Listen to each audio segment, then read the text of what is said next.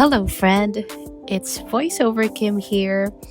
If you're watching this video, thank you. You've just made my week's worth of efforts pay off.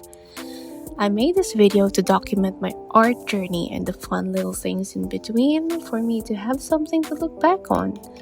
But I think it's sweeter if I get to share it with you too, right?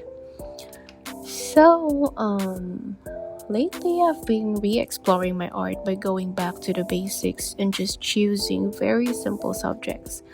Like as simple as this croissant, which I had decided to paint one night because I was so in love with the texture and the taste of the one I had earlier.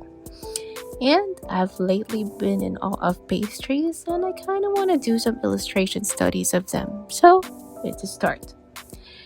This is also my first time using watercolors after a long while.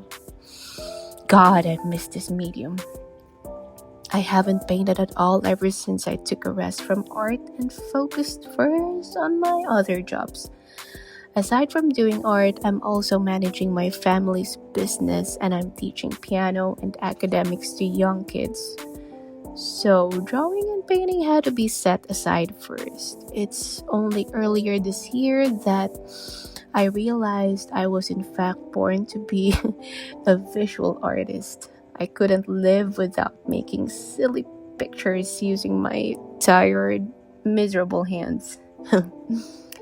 Anyway, painting simple subjects like this from time to time allows me to unlearn everything I knew in painting and just draw and paint like a kid all over again.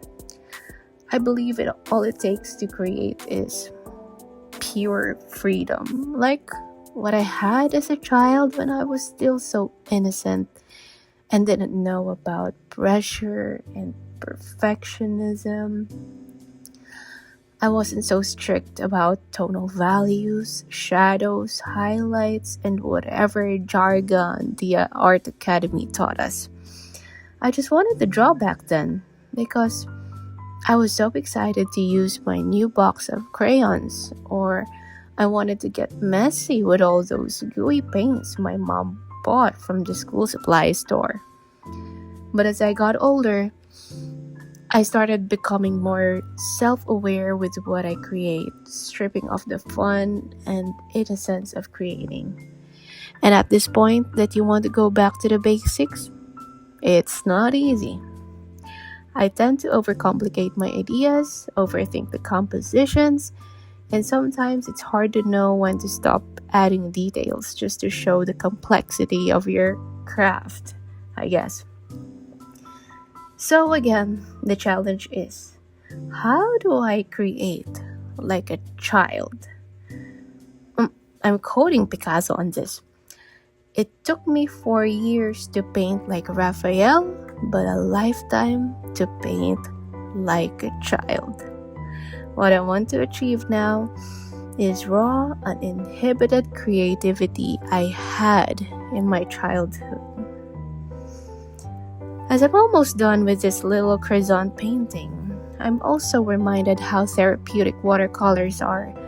Like, how could you not love coloring your drawings with water and pigment and just get lost in its fluidity? It will always be my favorite medium. And croissant might be my favorite pastry, I think. So, that's it for now. Enjoy the rest of the video. Take care and get enough sleep. Thank you again for being here. Bye.